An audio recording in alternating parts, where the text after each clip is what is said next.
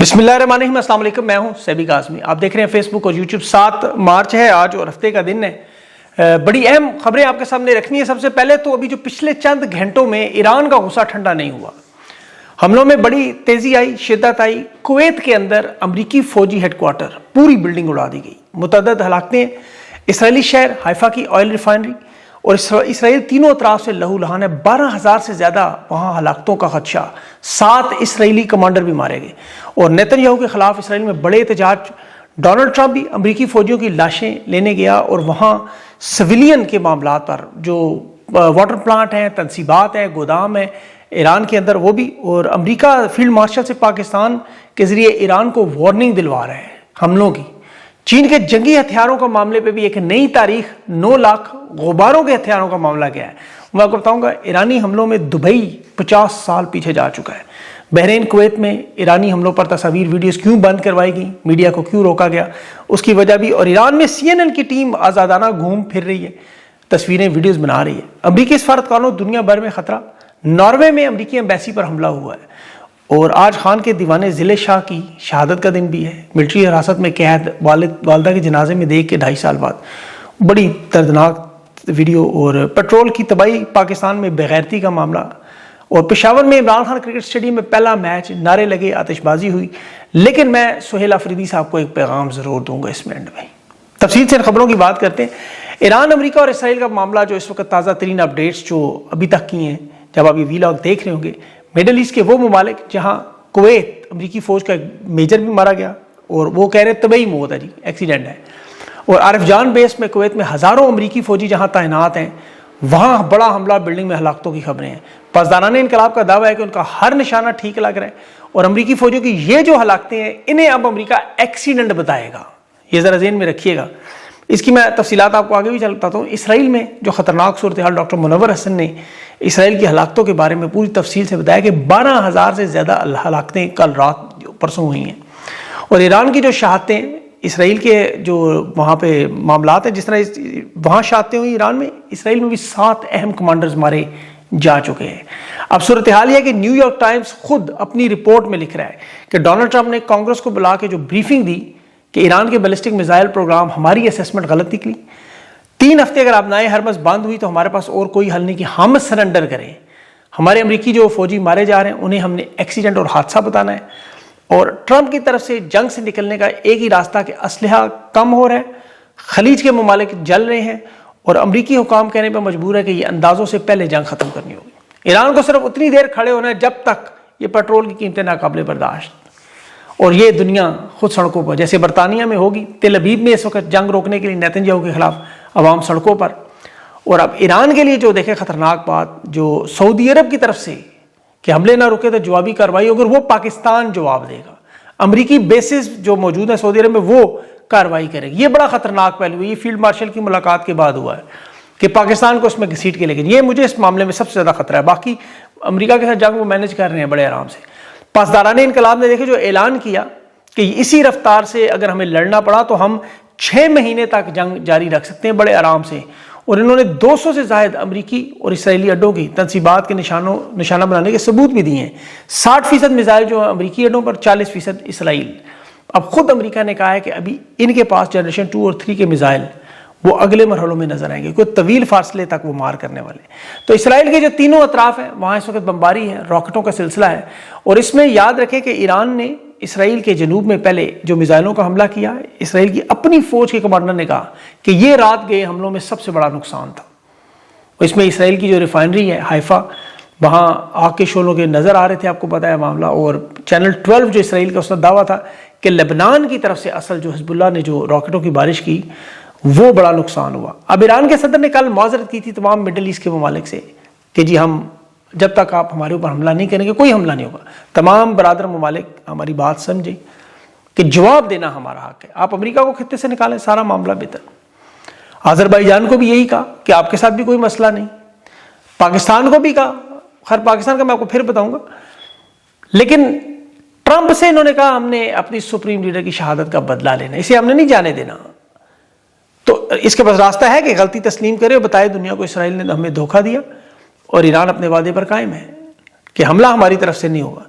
لیکن پھر جب حملہ ہوا تو پھر بحرین، عرب امارات، قطر اور کویت، یہ چاروں ممالک، ان چاروں ممالک کو پھر ایران نے کل بڑا ہیوی قسم کا دیا۔ ایران کے پاس دیکھیں 90% اسلحہ جو ہے وہ اس وقت، جو نیو یارک نے دعویٰ کیا، نیو یارک پوسٹ نے، کہ ان کے پاس 90% اسلحہ انٹیکٹ پڑا ہوا ہے، 10% اسلحہ صرف استعمال ہوا۔ اسی لیے بحرین میں آپ دیکھیں، عرب امارات، قطر، کویت میں جو موبائل لانچر سے پہلے میزائل لانچ ہوئے، بحرین کی ویڈیو میں باقاعدہ نظر آ رہا ہے وہ ایران کی طرف 3 میزائل انہوں نے مارے، میزائل لانچر، اور وہ بھی چھپا کے۔ اس کے بعد پھر ایران نے شدید حملے کیے، اس میں 7 امریکی رڈار جو اس پورے خطے میں امریکہ کی آنکھیں ہیں ظاہر ہے، وہ بھی تباہ ہوئے۔ اور اس کے بعد ایران کے پاسداران انقلاب نے کہا کہ اب مڈل ایسٹ کی فضا ہمارے لیے مکمل خالی ہے، جہاں چاہیں میزائل ماریں۔ امریکی بیسز کو جو نقصان پہنچا، اچھا امریکہ کے ملٹری بیس ذرا مختلف ہوتے ہیں، یاد رکھیں، جہاں ملٹری بیس بناتے ہیں پورا شہر آباد کرتے ہیں۔ اب بگرام ایئر بیس دیکھیں یا الحدید ایئر بیس دیکھیں، فجار میں دیکھیں، ان کے ایئر بیسز کے اندر پورا شہر ہوتا ہے، ملٹری اسپتال ہیں، اسکول ہیں، تفریح کا سامان ہے، نائٹ کلبز ہیں، پورا ماحول بنا ہوتا ہے وہاں۔ تو ایران نے دوبارہ اس پر حملے کیے ہیں، جو اربعیل میں عراق کا ان کا بیس ہے، بہت بڑا بیس ہے امریکی، اس کے ساتھ امریکی ایمبیسی بھی ہے، وہاں بھی راکٹوں کا بڑا شدید حملہ ہوا۔ اب اس کے بارے میں کہا جا رہا ہے یہ شاید لبنان کی طرف سے بھی مارے جا سکتے ہیں۔ عرب امارات، جو ایران نے، آپ کو پتا یہ جو میزائل کا سلسلہ تھا یہ لبنان کے راکٹ کے بعد، یاد رکھیں یہ اتنا خطرناک تھا کہ 2016 میں لبنان اسرائیل سے ان راکٹوں کی مدد سے جنگ جیتا تھا، اور یہ کل اتنے تیز تھے تینوں محاذ سے، کیونکہ اسرائیل کے لیے بھی 3 محاذ کھلے ہوئے، یاد رکھیں، ایک طرف ایران ہے، دوسری طرف لبنان کے راکٹ ہیں، تیسری طرف یمن سے ڈرونز ہیں۔ یہ تینوں مختلف انداز سے اسرائیل پہ حملے ہو رہے ہیں۔ جو لبنان سے ہوا وہ بڑا خطرناک تھا کہ نیتن یاہو کو باقاعدہ تقریر کر کے لبنان کی حکومت سے سیز فائر کی درخواست کرنی پڑی۔ اندازہ کریں کہ 2024 کی فائر بندی پر آئیں آپ واپس، انہیں غیر مسلح کریں حزب اللہ کو جنوبی لبنان میں، ورنہ ہم حملے کیے اور وہاں حملے انہوں نے کیے اتنے شدید کہ 5 لاکھ لوگوں کو نکالنا پڑا۔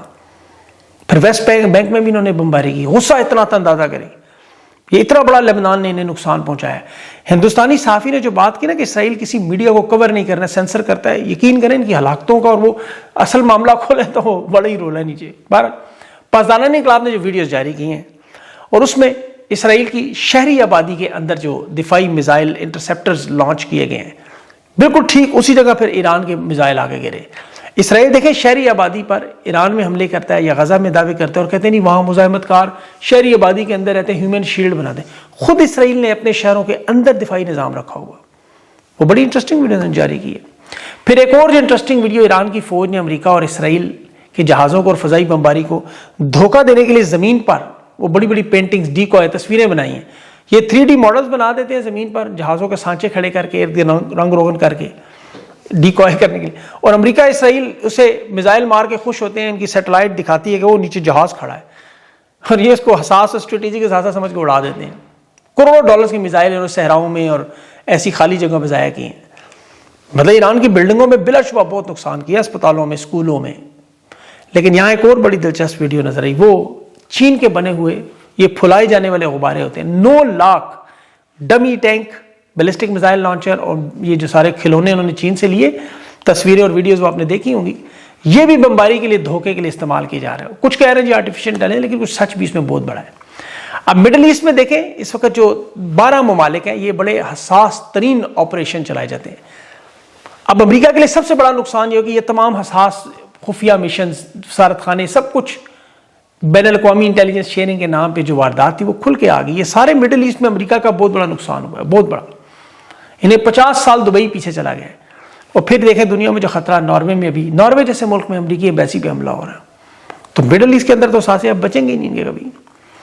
ایران کے وزیر خارجہ نے جو بیانات دیے کہ ہمارے پاس امریکی فوجی جنگی قیدی ہیں جنہیں اس وقت حادثوں کا شکار بتایا جا رہا ہے، ان کی تعداد انہوں نے نہیں بتائی، یہ بتایا کہ جنگ کے پہلے یا دوسرے دن انہوں نے امریکہ کے فوجیوں کو گرفتار کر لیا۔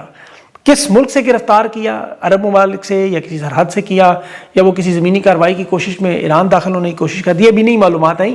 لیکن یہ نیشنل سیکورٹی ایڈوائزر نے، علی رجانی نے کہا کہ امریکہ اسی لیے خبریں چھپا رہا ہے کہ اپنے فوجیوں کی ہلاکتوں کے رد عمل میں عوام احتجاج کرے گی۔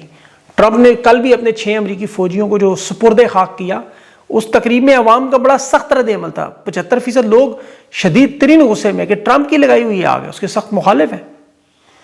برطانیہ میں آپ دیکھیں ایران کی جنگ کے خلاف بہت بڑا پروٹیسٹ نظر آیا، مغربی ممالک میں بھی عوام اس طرح غصہ کر رہی ہے، بالکل اسی طرح عراق کی جنگ میں ہوا تھا.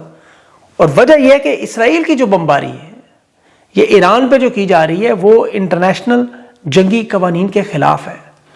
یہ ابھی تازہ ترین جو ایران پر حملے ہوئے دیکھیں، ان کی کوشش کیا ہے کہ وہاں لوگوں کو اپنی رجیم کے خلاف کریں، اس میں ناکام ہے.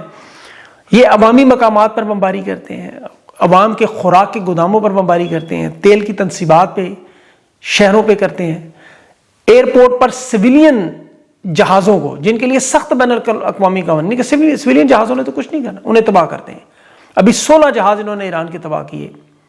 پھر اس کے علاوہ پانی کو صاف کرنے والے پلانٹ پہ جو 30 گاؤں کو پانی وہاں مہیا کرتا تھا وہ انہوں نے سویلین ڈھانچے کو انہوں نے اسکولوں میں، اسپتالوں میں، عام شہریوں پر. ابھی وہ کراٹے کی چیمپئن ہے نرگس حاجی، ایران کی واحد کراٹے چیمپئن، وہ شہید ہوئی. پھر ابھی ان کی طرف سے دعوے کیے جا رہے ہیں کہ جو نئے سپریم لیڈر علی خامنائی صاحب کے بیٹے وہ حسن مجتبیٰ، جن کا نام سپریم لیڈر کے طور پہ سامنے ہے، وہ بھی ایک حملے میں کہہ رہے ہیں زخمی ہیں. بہرحال ایران میں سپریم لیڈر بڑا اہم معاملہ ہے، اگلے 24 گھنٹوں میں وہ نام جاری کریں گے. اور وہ اس لیے نہیں کہہ رہے کہ مذاکرات کا معاملہ یاد رکھیں. ابھی ایرانی وزیر خارجہ اور اسپیکر نے کہا ہے کہ یہ جو میزائل جنوب سے ہمارے ملک میں آ رہے ہیں، قطر، بحرین وغیرہ سے، ہمیں جو ہی کسی مقام کا پتہ چلتا ہے ہم اس کا فوراً بدلہ لیں گے. ہمارا پانی کا پلانٹ انہوں نے تباہ کیا ہے، اب یہ تیار ہیں کہ اب ان کے پانی کے پلانٹ بھی اس قابل نہیں رہیں گے. اور پانی آپ کو پتہ ہے مڈل ایسٹ میں بہت بڑا مسئلہ ہے، پانی کا پلانٹ دبئی میں. اب ایران کے جو وزیر خارجہ ہیں اور ان کے نیشنل سیکورٹی ایڈوائزر ہیں، انہوں نے بڑی اہم گفتگو میں جنگ کے تنازع میں، پھر ڈونلڈ ٹرمپ نے بھی اپنا جنگ کا پلان بتایا، انٹرویوز دونوں کے انٹرویوز تھے، بڑی اہم بریفنگ تھی، سوالوں کے جواب تھے.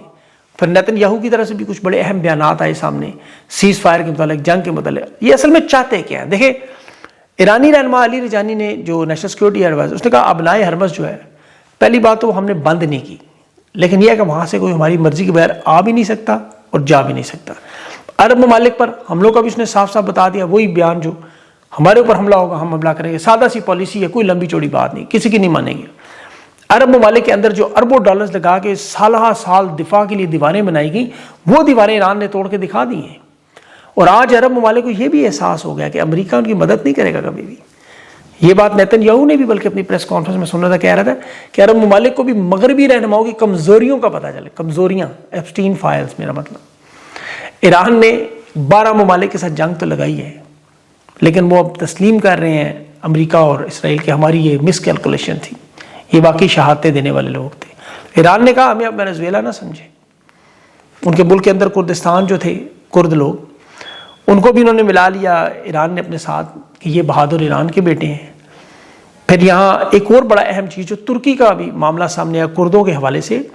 یاد رکھیں ترکی میں بھی کرد بہت بڑی اکثریت رکھتے ہیں جو بارڈر پہ ہیں. ترکی کو خطرہ ہے سول وار شروع ہو جائے گی اگر کرد کھڑے ہوئے.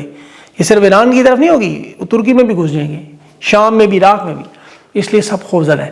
ترک وزیر خارجہ نے یہی کہا اب یہ پھر جنگ جو ہے سول وار چلی جائے گی مغرب کی طرف بھی. یعنی وہ بتا رہے ہیں کہ ہمارے ساتھ کرو گے تو آپ بھی جاؤ گے. بہرحال ٹرمپ کو صحافیوں نے آج بڑا رگڑا. ایک صحافی نے سے پوچھا اتنی بڑی بڑی بیانات، اتنی بڑی بڑی طاقت کی باتیں، تو ابنائے حرمز ہی کھلوا کے دکھا دیں، تیل کی سپلائی کیوں نہیں چلوا سکے. تو ٹرمپ نے کہا نہیں، اصل میں وہ جو شپ وہاں سے گزرتے ہیں وہ اپنی مرضی سے آتے اور جاتے ہیں، یہ ان کی مرضی ہے، وہ ادھر جائیں یا بحیرہ روم میں جائیں. تیل کی قیمتوں کو البتہ آپ نیچے لیں. کس طرح؟ اور روس جس کے پابندیاں لگائیں وہ پابندیاں ختم کر کے، اور وہ پھر بھی نہیں نیچے آئیں گی. یاد رکھیں چین اور روس کی براہ راست مداخلت کا صحافی پوچھ رہے تھے کہ انٹیلیجنس ہتھیار دیے جا رہے ہیں، ڈونلڈ ٹرمپ صاحب بتائیں کیا ہوا. انہوں نے کہا نہیں میرے پاس تو کوئی ایسی معلومات ہی نہیں ہے، لیکن اگر مدد کر رہے ہیں تو وہ ٹھیک نہیں کر رہے ہیں اور ایران کو فائدہ نہیں ہوگا. اسے یہ نہیں پتا ہے ایران کو فائدہ ہو رہا ہے، امریکہ کو بہت بڑا نقصان ہو رہا ہے، دنیا کو.